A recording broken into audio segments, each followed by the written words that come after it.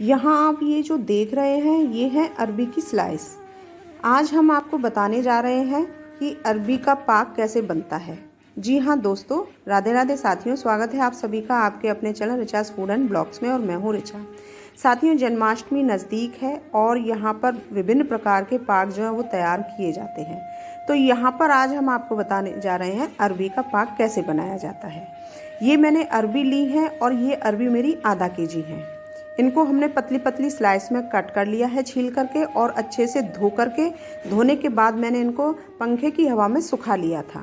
आधा किलो अरबी है तो यहाँ पर मैंने ये 2 बॉल जो है वो चीनी के लिए हैं और यहाँ पर इच्छा अनुसार आप मावा ले सकते हैं और आप इसको बिना मावा के भी बना सकते हैं। और 4-5 इलायची मैंने कूट के रखी हुई है। मैंने इनको पंखे की हवा में सुखा के रखा हुआ है यहाँ पर। और अब हम इसको यहाँ पर फ्राई करने के लिए लेकर के आए हैं। तो मैंने दोनों गैसों के ऊपर एक तरफ चाशनी बनाने रखा है और इस तरफ मैंने कढ़ाई में ऑयल डाल के रखा हुआ है। यहाँ पर अरबी को हम पहले फ्राई करेंगे और इसको अच्छी तरह से हमें फ्राई करना है गोल्डन होने तक, यानी कि अच्छे से ये क्रिस्पी हो जाए। इनको कच्चा हमें बिल्कुल भी नहीं छोड़ना, यानी कि जब हम इसको निकालते हैं तो फिर खड़खड़ की आवाज़ आनी चाहिए। तो यहाँ पर हम अरबियों को इसके अंदर डालेंगे आधा आधा करके और इसके लिए जो गैस फ्लेम होगा वो हमारा हाई फ्लेम होगा। हमें स्लो पर बिल्कुल भी इसको फ्राई नहीं करना है, हाई फ्लेम पर इसको फ्राई करना है। तो 2 भागों में मैं इसको फ्राई करूंगी और दूसरी तरफ मैंने चाशनी रखी हुई है। तो 2 बॉल मैंने यहाँ पर चीनी ली हुई थी, उसमें चौथाई बॉल जो है मैंने पानी का डाला था, क्योंकि चाशनी हमें हार्ड चाहिए, एकदम खड़ी हुई चाशनी। और चाशनी कोई भी पाग या कतली तैयार की जाती है तो वहाँ पर हमें हार्ड यानी कि खड़ी हुई चाशनी ही तैयार करनी होती है। तो उसके लिए हमें पानी कम डालना होता है। तो यहाँ ये देखिए, ये हमारे गोल्डन फ्राई हो रहे हैं और इसी तरीके से हमें इनको अच्छे से फ्राई करना है। ये बिल्कुल सॉफ्ट नहीं होनी चाहिए, इस चीज़ का भी ध्यान रखना है। ये पाग एक अनोखा स्वाद लेकर के आता है, बहुत ही अच्छा बनता है। इसमें मावा आप अपने हिसाब से डाल भी सकते हैं और बिना मावा के भी ये पाग तैयार किया जा सकता है केवल चाशनी में। लेकिन मैं यहाँ पर थोड़ा सा मावे की वजह से टेस्ट के साथ साथ थोड़ा सा सॉफ्ट भी ये बन जाता है, इसलिए मावा भी मैं इसमें यूज़ करती हूँ। तो यहाँ ये देखिए हमारी गोल्डन फ्राई हो चुके हैं और इनको हम वापस बाहर निकाल लेते हैं और दूसरा जो हमारा बचा है अरबी वाला हिस्सा उसको भी हम फ्राई कर लेते हैं ठीक इसी तरीके से। तो यहाँ पर हमने इन सभी अरबियों को बाहर निकाल लिया है और ये शेष जो अरबी हमारी बची हुई है इनको हम उसी तरीके से फ्राई कर लेते हैं जैसे कि पहले किया था।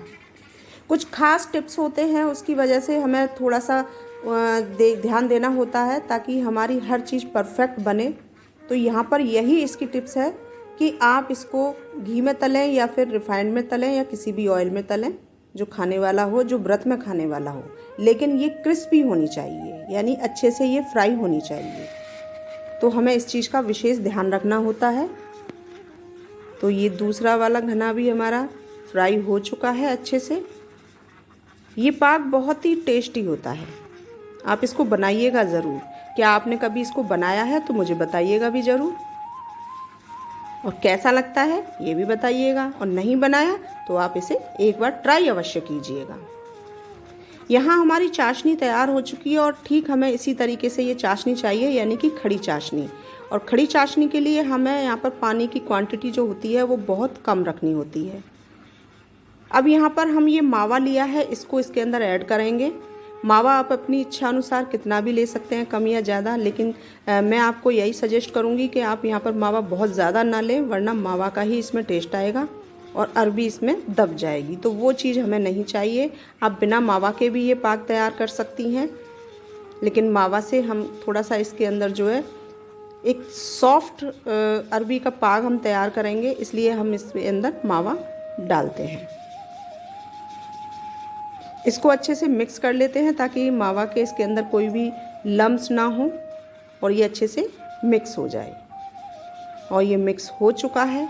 अब यहाँ सभी अरबियों को एक साथ हमें इसके अंदर डाल देना है और अच्छे से इसको मिक्स कर लेना है।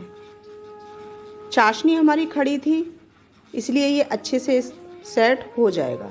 दूसरी तरफ हम थाल लेते हैं, उसको ग्रीस कर लेते हैं। जितने भी थालों में इसको फैलाएंगे, ये तली हुई थी इसलिए इसको ग्रीस करने की आवश्यकता नहीं है, लेकिन हमें इसकी पतली पतली लेयर तैयार करनी है। इसकी मोटी लेयर हमें बिल्कुल भी नहीं रखनी है। तो इसको हम 2 से 3 थाल या प्लेट में ट्रांसफ़र कर देते हैं और पतली पतली इसको फैला देते हैं। यहाँ पर इसकी कतली तैयार नहीं होंगी। हम इसको सूखने के बाद जब चाकू से हटाएंगे तो ये पूरा सेट अपने आप ऊपर आ जाएगा और फिर उसके बाद अपने अपने छोटे बड़े टुकड़ों में हम इसको तोड़ के रख लेते हैं। तो यहाँ इस चीज़ को भी हमें देखना होता है। कैसा लगा ये रेसिपी आपको, आप मुझे बताइएगा ज़रूर। कृष्ण जन्माष्टमी की आपको सभी शुभकामनाएं।